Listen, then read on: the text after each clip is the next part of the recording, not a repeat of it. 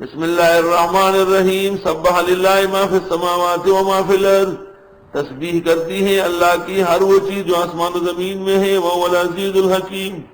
یا ایھا الذین آمنوا، اے ایمان والو، لم تقولون ما لا تفعلون، کیوں کہتے ہو وہ باتیں جو کرتے نہیں؟ کہتے ہیں ایاک نعبد و ایاک نستعین، اللہ ہم آپ کی مدد کریں، ہم آپ کی عبادت کریں گے اور آپ ہی سے مدد مانگیں گے، اور نیاز دیتے ہیں قبروں کی اور آواز دیتے ہیں درگاہوں کو۔ لم تقولون ما لا تفعلون، کہتے کچھ ہے کرتے کچھ۔ کبر مقتا عند اللہ،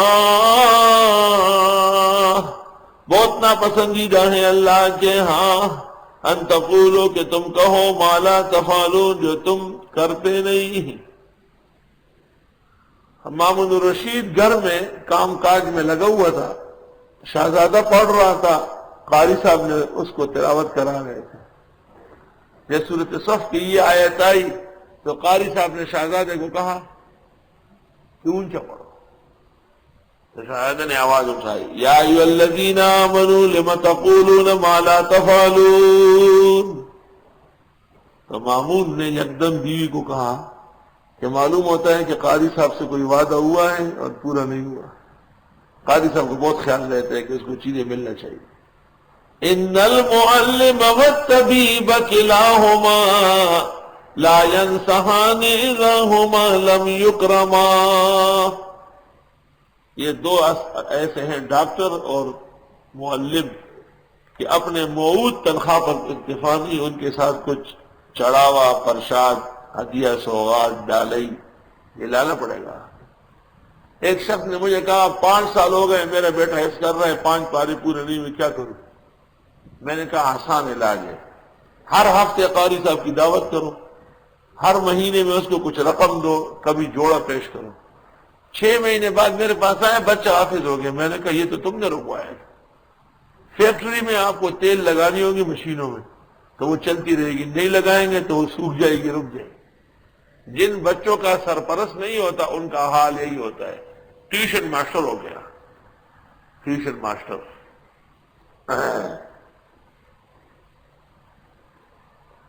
اللہ ان اللہ یحب الذین یقاتلون فی سبیلہ صفا، فتاوی بزازیہ میں لکھا ہے کہ بعض ملکوں میں رواج ہے کہ لوگ عیدی استاذ کو دیتے ہیں۔ اسکول میں بھی ہم دیتے تھے، جب جاتے تھے تو اس زمانے میں 3 آنے، چھوٹی کلاسوں میں 3 آنے استاد جی، سب لڑکے نے 3 آنے جمع کیے، میز بھر گیا۔ تو فتاوی بزازیہ میں لکھا ہے کہ جب رواج ہے یا بعض ملکوں میں لوگ استاذ کے لیے حلوہ لاتے تھے تو انہوں نے کہا ہذہ مروہ، یہ تو اخلاقیات ہے، استاذ کو دینا چاہیے۔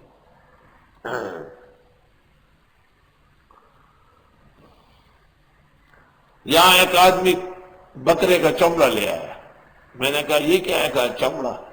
میں نے کہا گوشت کا ہے؟ کہا گوشت تو ہم نے تقسیم کیا۔ تو میں نے باورچی کو بلایا، میں نے کہا آج چمڑا پکا ہے۔ تو انہوں نے کہا نہیں چمڑا پکا۔ میں نے کہا نہیں آپ لائے ہیں چمڑا۔ میں نے کہا اس پر مرچ مسالہ ڈال کے پکاؤ، اگر کچھ ہوا تو ڈاکٹر صاحب ذمہ دار ہے۔ ڈاکٹر صاحب گھر گئے، 10 کلو گوشت واپس لے آئے اور مجھے کہتے ہیں توبہ ہے۔ میں نے کہا تمہیں اتنی عقل نہیں ہے، گوشت کھلاتے اور آنگڑوں کو جن میں اکثر عیسائی ہے، اور یہ پاک و مقدس مخلوق ان کے لیے چمڑا لاتے، شرم تم کو مگر نہیں آتی۔